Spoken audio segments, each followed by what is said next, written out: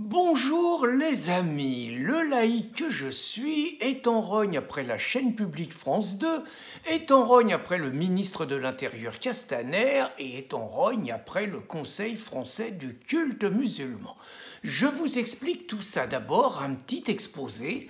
La laïcité, ce n'est pas l'athéisme, la laïcité, ce n'est pas l'anticléricalisme primaire et imbécile. La laïcité, en France, avec la loi de 1905, c'est la séparation du religieux et du politique. Article 1, la République reconnaît le droit de croire, reconnaît à chacun le droit de pratiquer la religion de son choix. Article 2, la République ne reconnaît, ne salarie et ne subventionne aucun culte. Je rappelle cette phrase du grand Victor Hugo en 1850 qui, pour moi, résume absolument l'esprit de cette loi que seule la France a réussi à pousser aussi loin. Je veux l'État chez lui et je veux l'Église chez elle.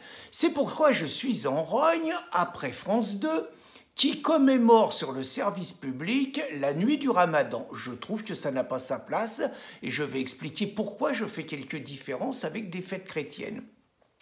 D'autre part, je suis en rogne après Castaner, qui, comme ministre de l'Intérieur chargé des relations avec les cultes, se permet d'aller rompre le jeûne à Strasbourg, exactement comme avant lui, Cazeneuve passait sa vie dans les mosquées à rompre le jeûne lors de la période du Ramadan. Je me souviens même que Renaud Camus, avec beaucoup d'humour, avait dit, quand Cazeneuve exceptionnellement mettait les pieds dans une église, quelqu'un a-t-il appris à Cazeneuve qu'on ne retire pas ses chaussures en rentrant dans une église. J'avais trouvé ça très bon. Mais avant Cazeneuve, il y avait Manuel Valls. Avant, il y avait Fillon qui avait inauguré une mosquée à Argenteuil. Ces gens-là inaugurent les mosquées. Ces gens-là rompent le jeûne du Ramadan avec les musulmans. Et je suis désolé, ce n'est pas le rôle d'un ministre de la République, ce n'est pas le rôle d'un préfet que de cautionner par leur présence la participation de la République à ce qui ne sont que des initiatives religieuses qui doivent rester privées et c'est tout. Et je suis en rogne après le Conseil français du culte musulman et son porte-parole Abdelkader Zekri, celui qui a reçu une tranche de jambon dans sa boîte à lettres, ce qui n'est pas bien, hein. Moi je condamne, alors là c'est pas bien du tout celui qui a fait ça, hein. Donc lui il pleure parce que justement il s'estime offusqué parce que Castaner n'a pas mis les pieds à Paris à sa rupture du jeûne qu'on appelle l'iftar.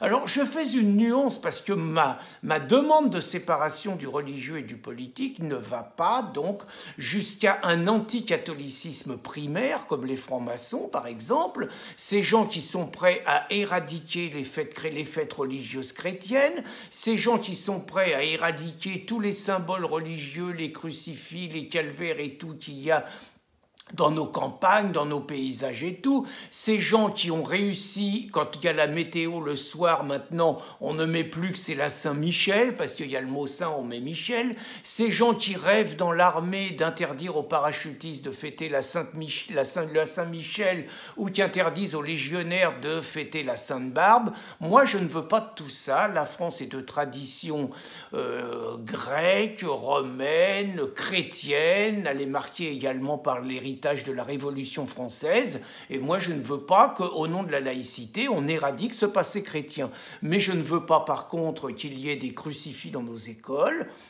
Je ne veux pas qu'il y ait des crucifix au-dessus du juge quand on est au tribunal, ça qui nous arrive un peu trop souvent pour certains, et j'ai pas envie non plus quand on est à l'hôpital qu'il y ait des crucifix au-dessus de nous. La séparation, l'État chez lui, l'Église chez elle, moi ça me va très bien et je trouvais que ce modèle était exceptionnel. Donc c'est pour ça que je suis en rogne après toutes ces transgressions à ce principe de séparation. Je suis en rogne quand des régions, quand des structures municipales, quand des structures départementales financent des édifices, la plupart du temps des mosquées, pour acheter le vote des religieux musulmans, je trouve que ces gens-là trahissent ouvertement notre modèle laïque. Et surtout, je suis en rogne contre ceux qui se taisent.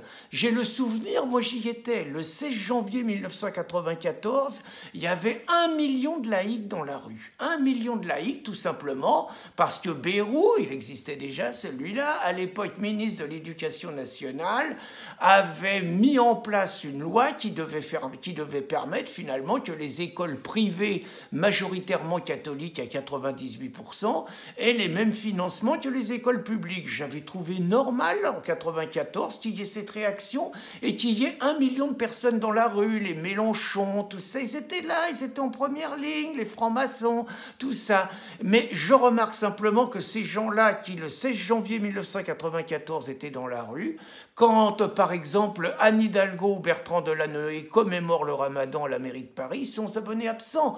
Par contre, je suis convaincu que si, par exemple, un maire catholique, Jean-Xavier Lemoyne, à Montfermeil, ce qu'il ne fait pas, hein, mais si un maire catholique comme Xavier Lemoyne à Montfermeil commémorait le carême dans la mairie de Paris, dans la mairie de Montfermeil, je suis convaincu que ça serait l'émeute, ça serait la révolution, il y aurait des manifestations devant sa mairie. Donc je dis à ces gens-là, tous les Mélenchon, tous les francs-maçons qui se taisent et qui subissent quelque part, qui acceptent silencieusement tous ces reniements de notre formidable modèle laïque, que ce sont certes des bouffeurs de curés, mais avant tout des lèches-babouches. Et il fallait que cela soit dit. Bonne journée les amis.